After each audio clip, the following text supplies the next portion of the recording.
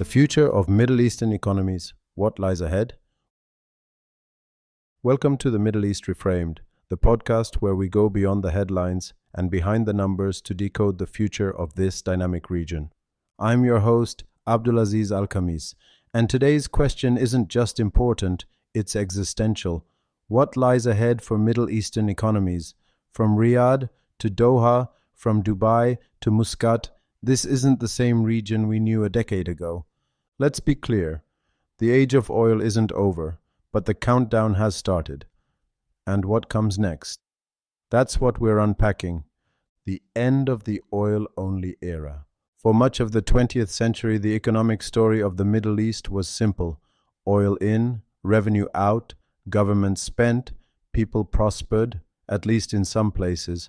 But today's leaders know that model is no longer sustainable. According to the IMF, oil revenues made up over 85% of total fiscal revenues in some Gulf states as recently as the early 2000s. Fast forward to 2025, and we're seeing radical change. Here's a voice from the IMF's Regional Economic Report, Saudi Arabia's Vision 2030, the UAE's push for AI and space tech, Qatar's green economy investments. These are more than buzzwords. They're structural reboots of how value is created in the region. The Great Economic Reimagining. Let's start with Saudi Arabia. Since the launch of Vision 2030, the kingdom has announced more than $3 trillion in mega projects, from NEOM to the Red Sea project. But beyond the spectacle, there's a serious shift happening in FDI attraction, tourism policy, and regulatory reform. Then there's the UAE, already a regional hub for finance and innovation. The Emirati playbook focuses on agility. Golden visas, startup incentives, AI research hubs, and aggressive soft power through trade and culture. Qatar, post-World Cup, is investing in logistics, education, and clean energy. It's subtle but strategic, not a mega-city vision like NEOM, but a knowledge and influence strategy that extends from East Africa to Southeast Asia. So are these just glittering towers and glossy brochures? Or is there real economic depth behind the vision? Data versus dreams. Let's bring it down to metrics. In 2024, the non-oil private sector in Saudi Arabia grew by over 5.5%, even amid global economic uncertainty. UAE's tech sector is projected to contribute over 15% to GDP by 2030. And foreign direct investment in the Gulf hit a record $66 billion last year, much of it outside oil. But here's the paradox.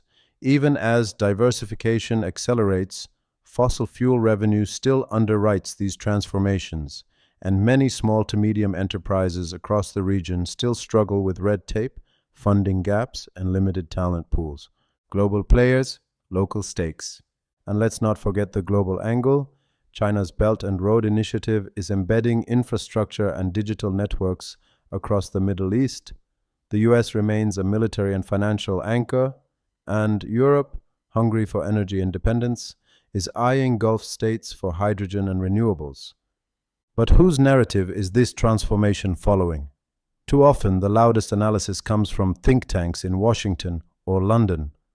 What about voices from Jeddah, Dubai, or Amman?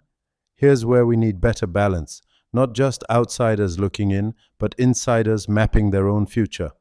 What lies ahead? So, what lies ahead?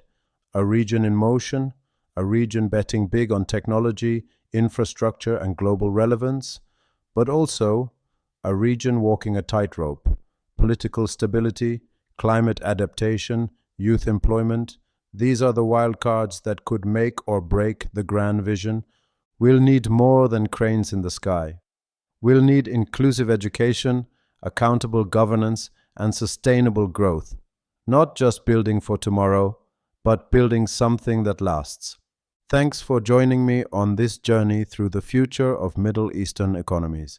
If you enjoyed this episode, subscribe, leave a review, and share it with someone who still thinks the Middle East is stuck in the oil age.